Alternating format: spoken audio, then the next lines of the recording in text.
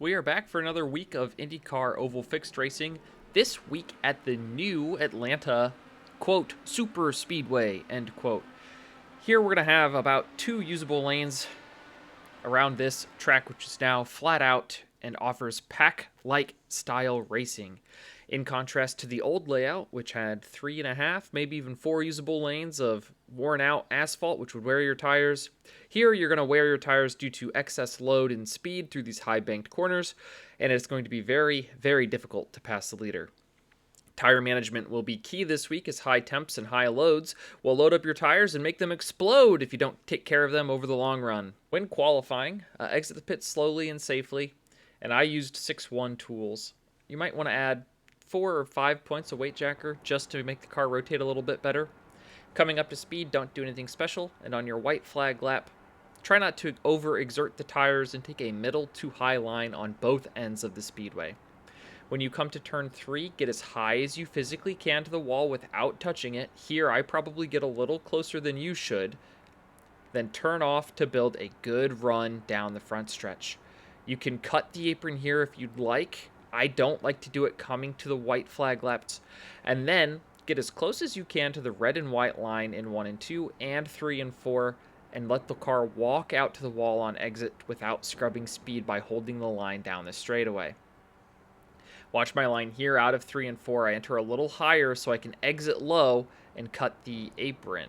Ooh, I didn't cut the apron. When it comes to racing in traffic, be mindful of where other drivers want to check up.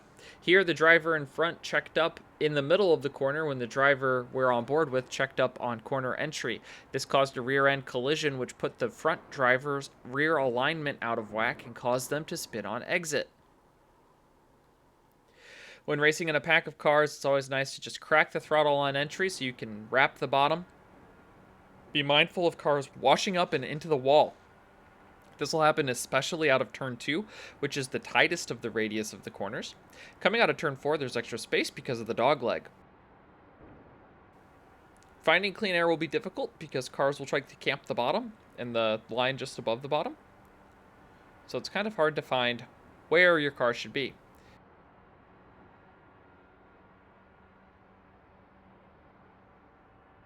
When you're racing against the leader, you don't really have a lot of options. You can pinch them to the bottom and try to force your way by, but they're not going to give you a bunch of room. Going to the apron is probably your best bet, but they do not have to let you back up on the racetrack. So be mindful of that when you go through the tri-oval if you try to attempt a pass there. Beating someone with strategy is probably the best way to take the lead, unless they're preoccupied fighting someone else, because then you can make a bold 3-wide move.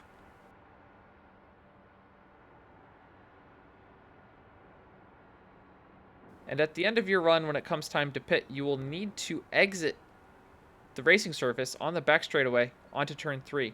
Be careful not to carry too much speed or to de-wedge the car. If you put your car between these lines of the banking, it will spin out, send you up into traffic, and you will suffer a most terrible fate.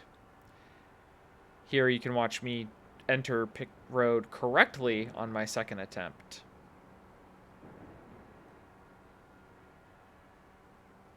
You get down, go to about 3rd gear, bring the car closer to the grass, try not to pass over this white line. I think it gives you all 4 tires. If you have all 4 tires over that white line, you will get an unsafe pit entry, and that's the white line to the inside of the red and white line. And this was almost a full fuel run, and you can see that my tires, even in clean air, were down to below 70%. I assume that that'll only get worse in traffic. I ran 6.2 bars, more rear bar, more weight jacker, just made the car want to spin, especially through tri-oval.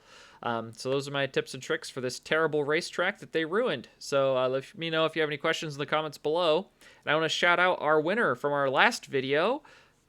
And that winner is everyone who left a comment. So that's Rick Ravon, Will Stearns, Shane Coker of the Votive Racing Lead, Quick Ford, Nicholas Kennedy, Hugh Givany, and Bran RTV. Thank you guys so much for interacting in the comments last week, and we hope to see you again here and on the track this week at Atlanta.